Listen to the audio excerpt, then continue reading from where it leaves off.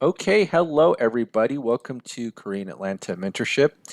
So, from time to time, I like to talk about how are not a prophet in your hometown. And what does that mean?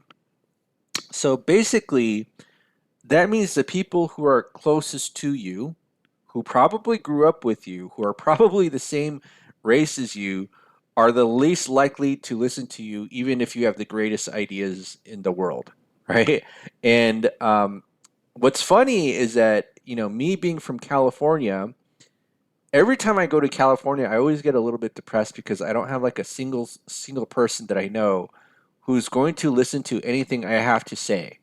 Like, I when I was there for like New Year's and Christmas, I talked about velocity banking. You know how many people actually like care to listen to me about that? Zero. But I got like a whole audience on YouTube. And what's ironic is that I look at my viewership numbers and YouTube analytics. Most of my comes from California, at least a top state: California, Texas, Florida, then Georgia. And it's like, where were all you people when I was there, right? And I know California is a big state, so I'm not gonna say that if you're from California, it's your fault. But what I'm saying is that you could have the greatest ideas in the world, and sometimes it's where you present your ideas and who you present your ideas to makes the entire difference.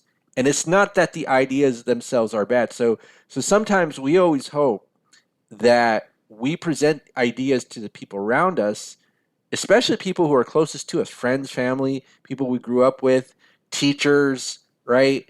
And we want to make the world a better place, especially for our own tribe, yet they will be the ones to reject it, right? They will be the first ones to reject it. And this is a tale that is old as time. And I'm just going to give an example here, a historical example of this, right? So I don't know if you ever heard of W. Edwards Deming, William Edwards Deming. That's what his real name is, but he goes by W. Edwards Deming, I believe. Born in 1900 in Iowa, right? And died in 1993. And he was an American business theorist, composer, economist, industrial engineer, management consultant, statistician, and writer. And I have to say, do these people even exist anymore? Like just all around smart dudes who are not just jacks of all trades, but master of all trades, right? So if you ever look into the background of this dude, he's a smart dude, right? And I know I like to say dude a lot because I'm from California, but he's really smart. And he had all these ideas about quality assurance, quality control, especially in manufacturing and production, business management. And guess where his ideas were rejected initially? In the United States. And that he basically, in order to be heard, he had to go cross the ocean and go to Japan. And then the Japanese were like interested in what this guy had to say.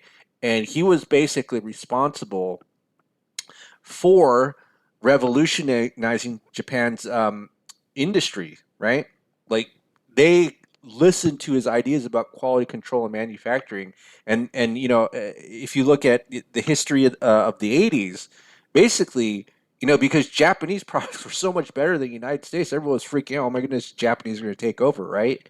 And that's because people wouldn't listen to the guy from home, right? American business were the first ones to reject what he had to say, but I think they later took on his ideas after the Japanese implemented it. But the Japanese didn't have any like reservations about listening to this dude. Now we can go ahead and ask ChatGPT, right? So why did American business initially reject W.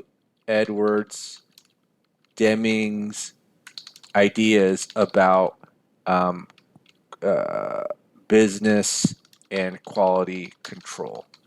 So let's ask ChatGPT that.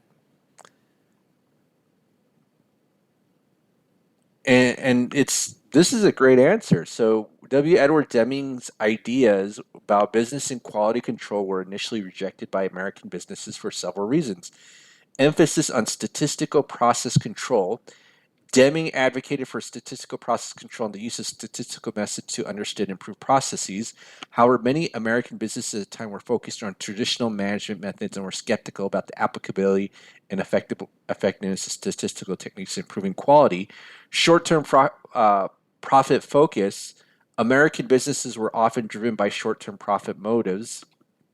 So Deming's ideas emphasized long-term improvements in quality and productivity, which required investment and patience. Doesn't this seem applicable today? I totally think this still applies today. Number three, resistance to change. Deming's ideas often require significant changes to organizational culture and management practices.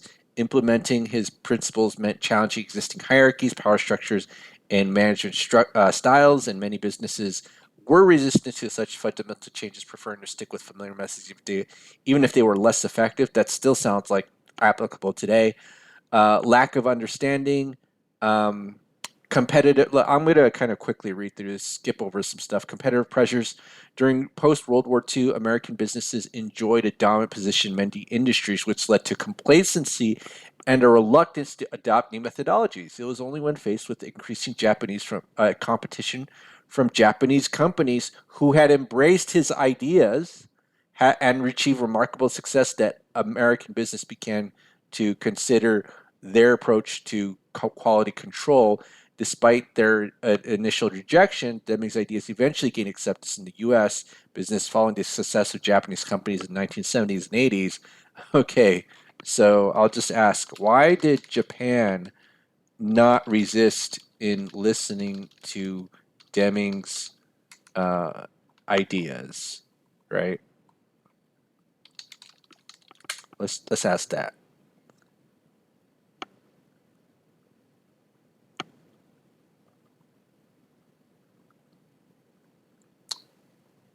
So we'll just quickly go over this. Post-war reconstruction, Deming's contribution to Japanese industry, invited to Japan in early 1950s with the help with the census, but he conducted seminars on statistical quality control, cultural openness to continuous improvement, long-term perspective.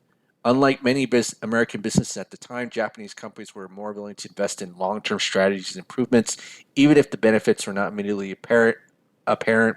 Pressure for change, government support, and then I'll just write this: is it also because you are not a prophet in your hometown? Let's ask that.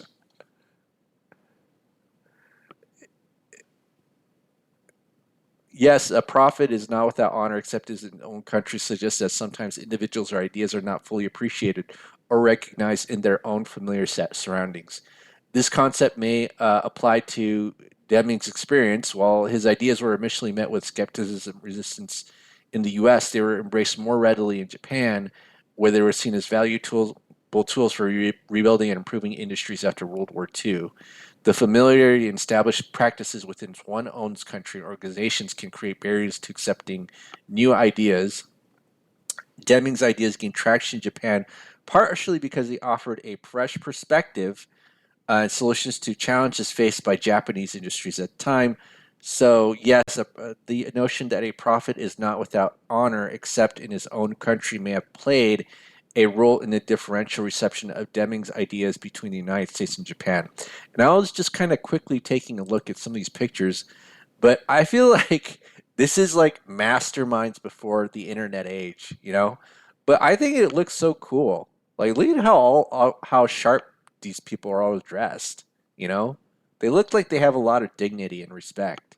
And discussing, I don't know, quality control. That's not the most appealing thing to talk about, but I guess if I were in this room and having tea, man, that would be awesome.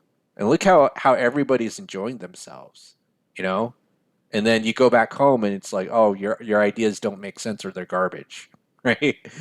I've had this happen to me so many times where I say an idea in front of one audience and they tell me like why would that work? And then I say it in a completely different audience. It's like, oh my goodness, that is the most genius thing I've ever heard. Has that ever happened to you?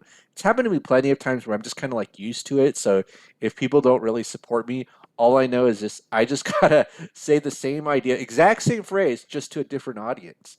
In fact, the time that this has happened to me the most is when when people who are rich, for I'll give you a quick example. People who have lots of money, let's say they listen to me, they'll be saying, "Oh my goodness, like, yeah, this is like the best thing ever," right? And you could charge them a lot of money.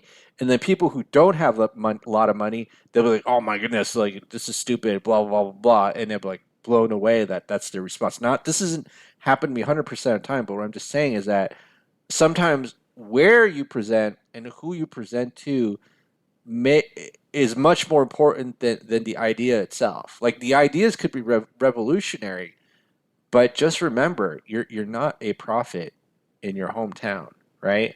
I mean, do you think that this guy back in, I don't know, Iowa or whatever would have the same? Do you think he'd have the same smile back home when he presented his ideas? Probably not. They tell him, go. I don't want to say f yourself, but get out. Your ideas suck, or they're threatening to me because they're changing the way, the ways that we do things. All right. Well, this is Korean Atlanta mentorship. Man, I really would have loved to kind of have masterminds like this. I feel like the mastermind in the current era is just kind of always like a marketing opportunity and networking rather than like sharing ideas. But I feel like, back in the day without the internet and always have to market yourself, like people really shared ideas and, or maybe not. Maybe, I don't know. I wasn't born in the 50s, but, you know, pictures like this seems so much more cooler than whatever we have today and so much more genuine. I feel like there is like 1,000 words here than your typical Instagram photo. All right, well, have a great day and we will speak next time.